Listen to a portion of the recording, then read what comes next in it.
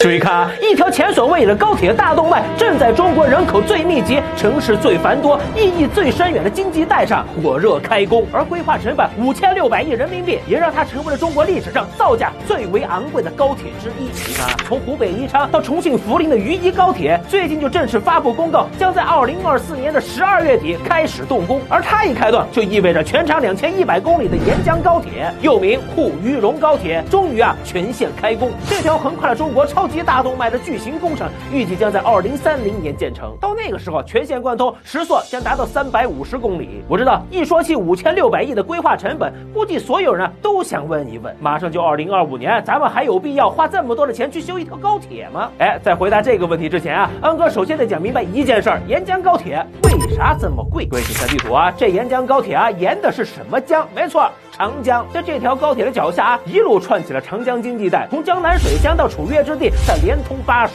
上海、南京、合肥、武汉、重庆、成都，无数的大型城市就此联动。各位，就光是我这么一描述心潮有没有点澎湃呀？整个线路的格局那是相当之大，所以造价贵就是因为两头贵。东边长三角地区寸土寸金，尤其是上海到南京连通合肥这一个路段，北沿江高铁折合下来每公里成本就是3个亿。再看西边巴山楚水，地理条件极为复杂，就光是图上这一段的线路，各位，新建隧道131座，桥梁178座，桥隧比高达94.85%。虽然视频看到现在稍微就理解了吧，5600亿的成本是因为这条线路它不仅长，而且东端和西端各有各的难处。那可能又有人要问了既然这么贵，为啥还要去修它呢？不修不就省钱了吗？其实答案非常简单，那就是修好这条沿江高铁，它能够带来的发展红利远远大于5600个亿。看见没？西有成渝城市群，中有长江中下游城市群，东边还有着长三角，等于说这条铁路它一口气打通了整个长江经济带，辐射11个省市区，这其中6亿的人口占到了全中国所有人口的43%。有这么一个数据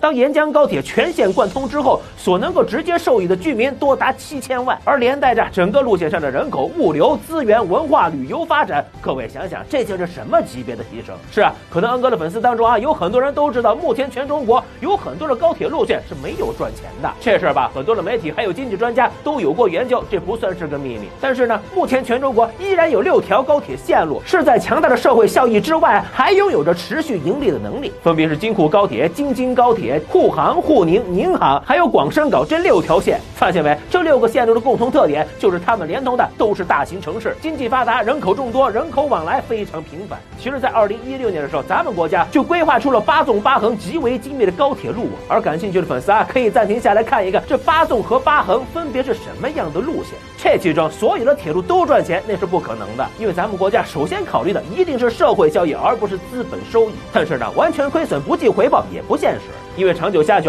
发展必然不健康。所以沿江铁路的规划就是一个目的，把资源集中起来，投入到回报最高、人口最密集、城市最繁多的地区。长江经济带就是这个答案。在沿江高铁建好之前，想从四川到上海走的是沪汉蓉快速客运通道，说是快速，但列车都是 D 字头。就以恩哥所在的成都为例吧，如果想要去上海是坐火车的话，那好，12个小时起步，慢的甚至要花15个小时。而现在呢，沿江高铁一共由7个项目段组成，分拆难题，分段建设，既有新规划的路线，也有改造升级的地方。通车之后成都到上海只需要6个小时。在2030年之后，它就将成为长江流域交通体系的灵魂线路，全国8纵8横高铁路网的主动脉之一。面对浩瀚的长江之水，古人曾感叹：“我住长江头，君住长江尾，日日思君不见君，共饮长江水。”这是天堑，无法逾越。然而今时今日，天堑已变通途，在车窗之外，可见上海高楼林立，长江波涛壮阔，大别山风光秀丽，跨江大桥飞架，现代化的交通网络正以宏伟的气势丰富着每一个人的生活画卷。